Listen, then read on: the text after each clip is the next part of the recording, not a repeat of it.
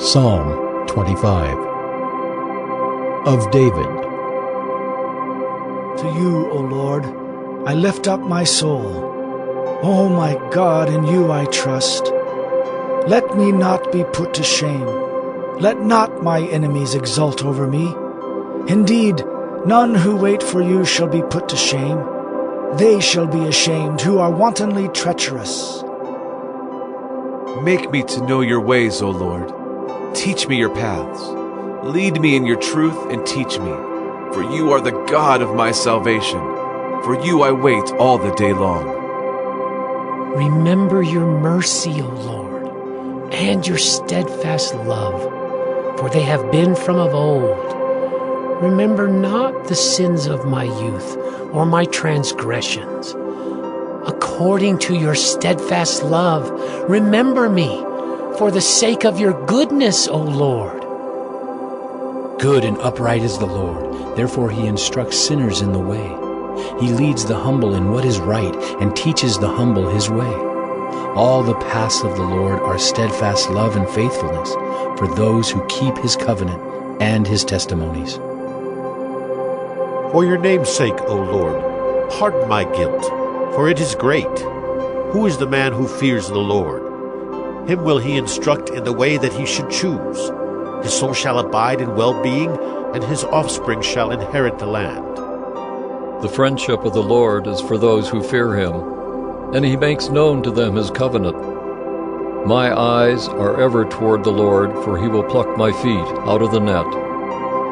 Turn to me and be gracious to me, for I am lonely and afflicted. The troubles of my heart are enlarged. Bring me out of my distresses. Consider my affliction and my trouble, and forgive all my sins.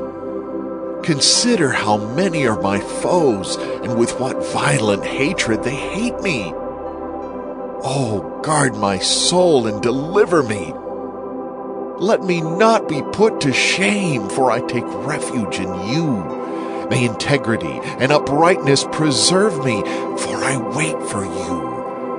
Redeem Israel, O God, out of all his troubles.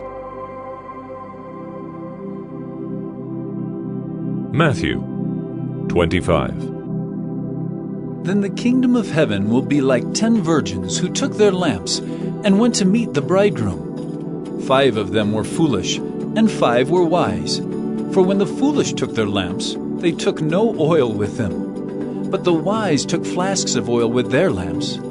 As the bridegroom was delayed, they all became drowsy and slept. But at midnight there was a cry, "Here is the bridegroom! Come out to meet him!" Then all those virgins rose and trimmed their lamps. And the foolish said to the wise, "Give us some of your oil, for our lamps are going out." But the wise answered, saying, "Since there will not be enough for us and for you, go rather to the dealers and buy for yourselves." And while they were going to buy, the bridegroom came, and those who were ready went in with him to the marriage feast, and the door was shut. Afterward the other virgins came also, saying, "Lord, Lord, open to us." But he answered, "Truly I say to you, I do not know you. Watch therefore, for you know neither the day nor the hour. For it will be like a man going on a journey, who called his servants and entrusted to them his property. To one he gave 5 talents, to another 2, to another 1, to each according to his ability. Then he went away. He who had received the 5 talents went at once and traded with them, and he made 5 talents more. So also he who had the 2 talents made 2 talents more. But he who had received the 1 talent went and dug in the ground and hid his master's money. Now after a long time, the master of those servants came and settled accounts with them. And he who had received the 5 talents came forward bringing 5 talents more, saying, "Master, you delivered to me 5 talents. Here, I have made 5 talents more." His master said to him, "Well done, good and faithful servant. You have been faithful over a little. I will set you over much. Enter into the joy of your master." And he also who had the 2 talents came forward, saying, Master, you delivered to me 2 talents. Here I have made 2 talents more. His master said to him, Well done, good and faithful servant. You have been faithful over a little. I will set you over much. Enter into the joy of your master. He also who had received the 1 talent came forward, saying, Master, I knew you to be a hard man, reaping where you did not sow, and gathering where you scattered no seed. So I was afraid, and I went and hid your talent in the ground. Here, you have what is yours. But his master answered him, You wicked and slothful servant, you knew that I reap where I have not sown, and gather where I scattered no seed. Then you ought to have invested my money with the bankers, and at my coming I should have received what was my own with interest. So take the talent from him, and give it to him who has the 10 talents. For to everyone who has will more be given, and he will have an abundance. But from the one who has not, even what he has will be taken away. And cast the worthless servant into the outer darkness. In that place there will be weeping and gnashing of teeth. When the Son of Man comes in his glory, and all the angels with him, then he will sit on his glorious throne. Before him will be gathered all the nations, and he will separate people one from another, as a shepherd separates the sheep from the goats. And he will place the sheep on his right, but the goats on the left. Then the king will say to those on his right, Come, you who are blessed by my Father, inherit the kingdom prepared for you from the foundation of the world. For I was hungry, and you gave me food. I was thirsty, and you gave me drink. I was a stranger, and you welcomed me. I was naked, and you clothed me. I was sick, and you visited me. I was in prison, and you came to me. Then the righteous will answer him, saying, Lord, when did we see you hungry and feed you, or thirsty and give you drink? And when did we see you a stranger and welcome you, or naked and clothe you? And when did we see you sick or in prison and visit you? And the king will answer them, Truly I say to you, as you did it to one of the least of these my brothers, you did it to me. Then he will say to those on his left, Depart from me, you cursed, into the eternal fire prepared for the devil and his angels. For I was hungry, and you gave me no food. I was thirsty, and you gave me no drink. I was a stranger, and you did not welcome me, naked, and you did not clothe me, sick and in prison, and you did not visit me. Then they also will answer, saying, Lord, when did we see you hungry, or thirsty, or a stranger, or naked, or sick, or in prison, and did not minister to you? Then he will answer them, saying, Truly I say to you, as you did not do it to one of the least of these, you did not do it to me. And these will go away into eternal punishment, but the righteous into eternal life.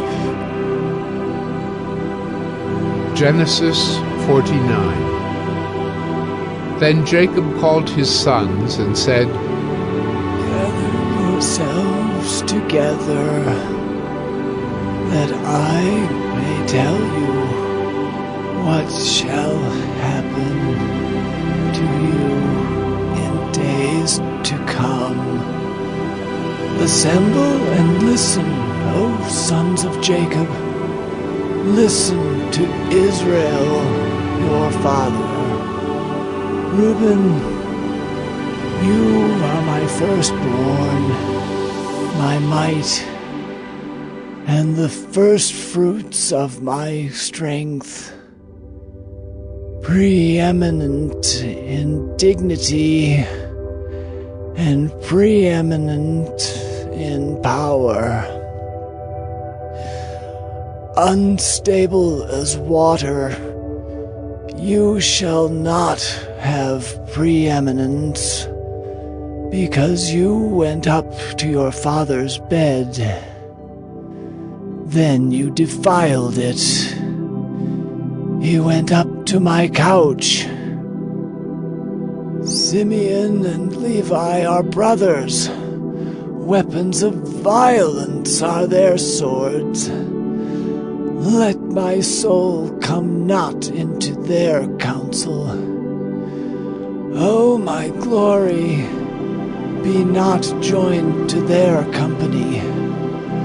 For in their anger they killed men, and in their willfulness they hamstrung oxen.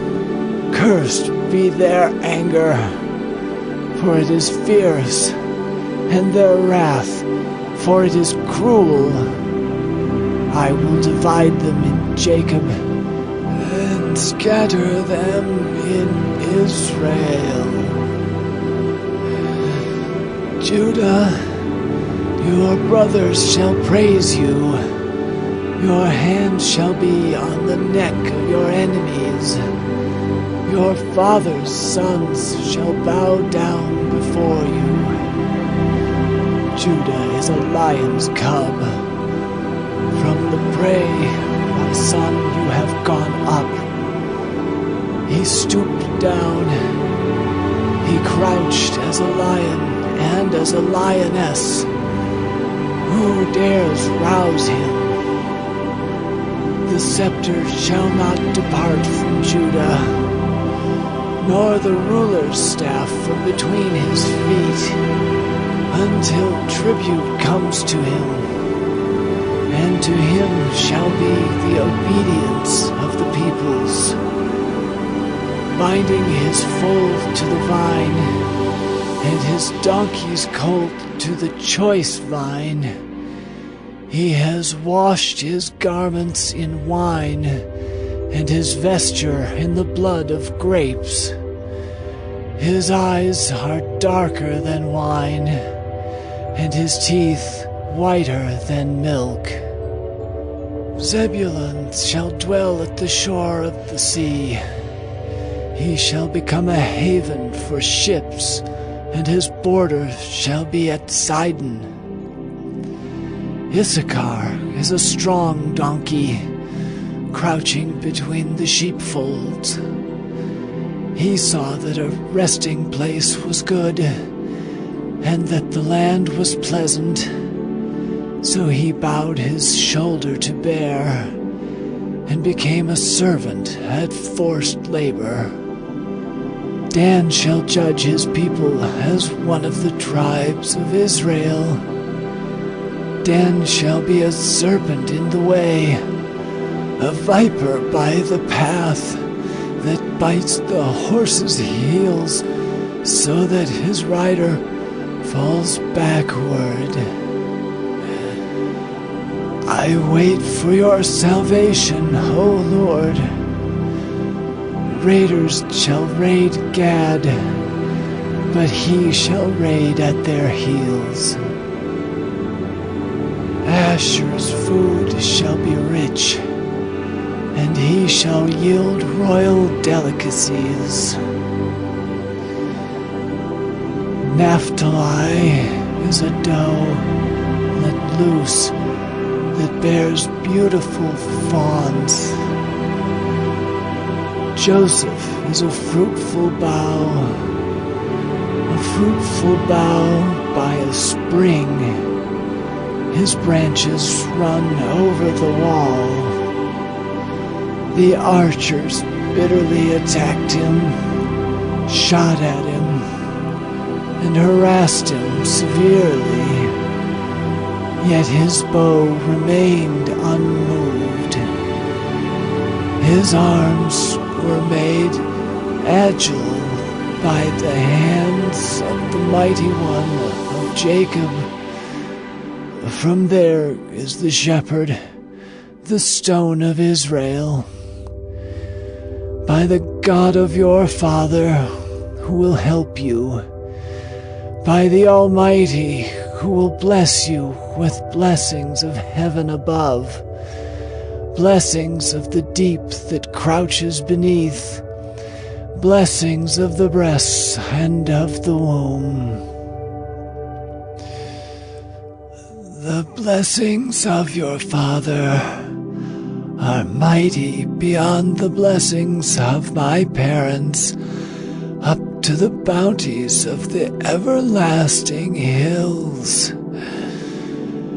May they be on the head of Joseph and on the brow of him who was set apart from his brothers. Benjamin is a ravenous wolf, in the morning devouring the prey, and at evening dividing the spoil. All these are the 12 tribes of Israel. This is what their father said to them as he blessed them, blessing each with the blessing suitable to him. Then he commanded them and said to them, I am to be gathered to my people. Bury me with my fathers in the cave that is in the field of Ephron the Hittite, in the cave that is in the field at Machpelah, to the east of Mamre, in the land of Canaan, which Abraham bought with the field from Ephron the Hittite to possess as a burying place. There they buried Abraham and Sarah his wife. There they buried Isaac and Rebekah his wife. And there I buried Leah. The field and the cave that is in it were bought from the Hittites. When Jacob finished commanding his sons, he drew up his feet into the bed and breathed his last and was gathered to his people. Genesis 50. Then Joseph fell on his father's face and wept over him and kissed him. And Joseph commanded his servants the physicians to embalm his father. So the physicians embalmed Israel. 40 days were required for it, for that is how many are required for embalming.